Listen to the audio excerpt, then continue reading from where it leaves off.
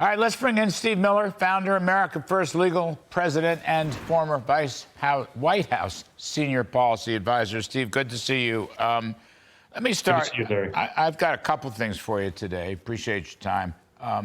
Beginning on this border deal, quote unquote deal. I mean, why should anybody waiting for asylum or other so-called entry arguments, why should they wait in the U.S. where you're never going to see them again? What is wrong with going back to remain in a favorable country? For example, Mexico, okay? To me, that should be a Republican Senate requirement for anything that goes on. What do you think? Without a doubt, the core demand of the United States Senate must be an end to all release of illegal aliens into this country to await some hypothetical future court date. This notion that the entire developing world across Latin America, across Africa, across Asia, have some sort of right to enter our country criminally in violation of federal law and demand transport to the destination of their choice is the end of American sovereignty. This is a line Republicans must hold. If you enter this country illegally, you will not be released.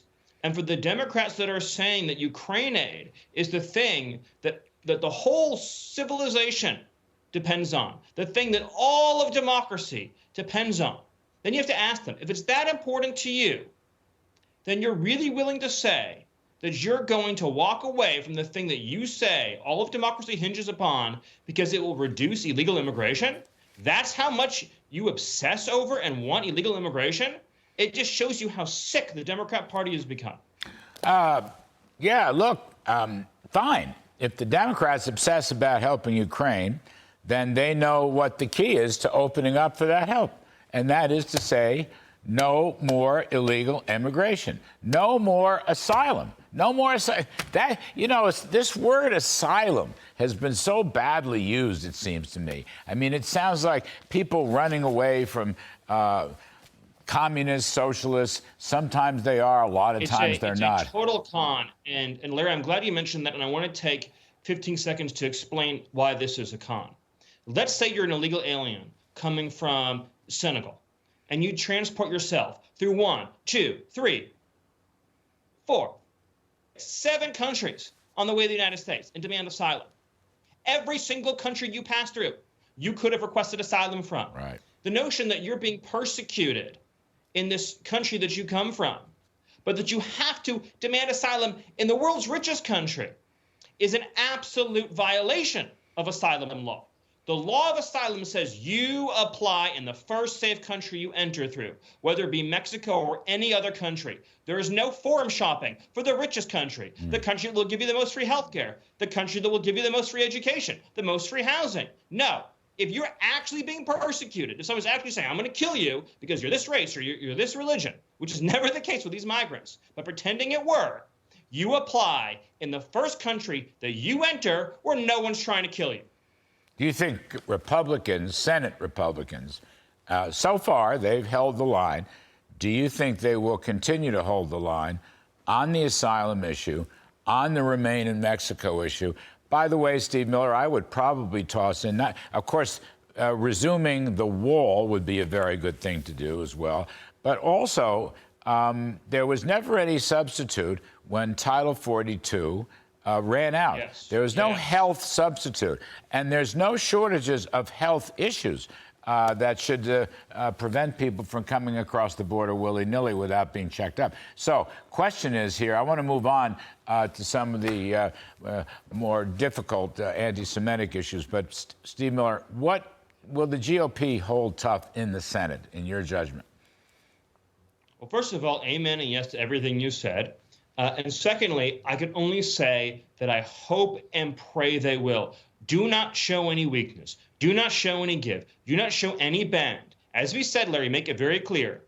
If you want this Ukraine money, if it's as important as you say it is, this is the price of admission. End of story. All right, Steve, we're going to have Alan Dershowitz on later in the show, but I know you know, you're very keen on this issue of the awful spread of anti-Semitism.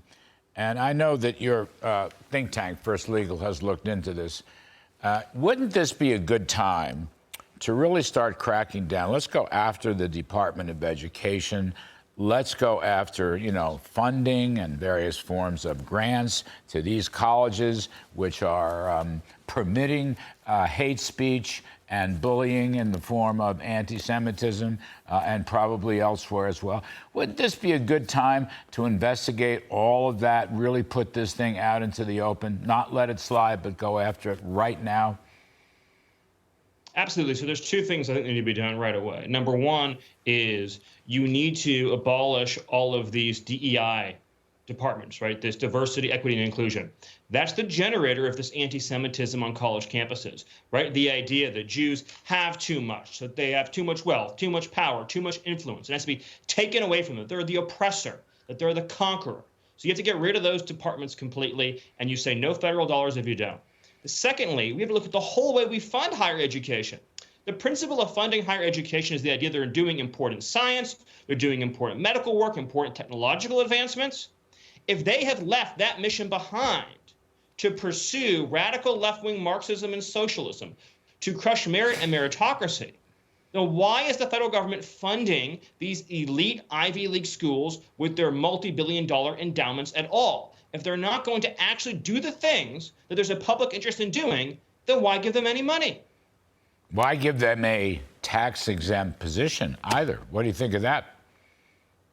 Yes, no, they should not be able to operate tax-free hedge funds if they're going to use it to try to push cultural and social Marxism on this country, which ironically means higher taxes for everybody else. So you have to appreciate the universities get tax-free treatment. Well, they train a generation of young people to demand that you and every other American be taxed at a higher rate. All right. Steve Miller, thank you. We appreciate it very much. On both counts, much more to be revealed. Thank you.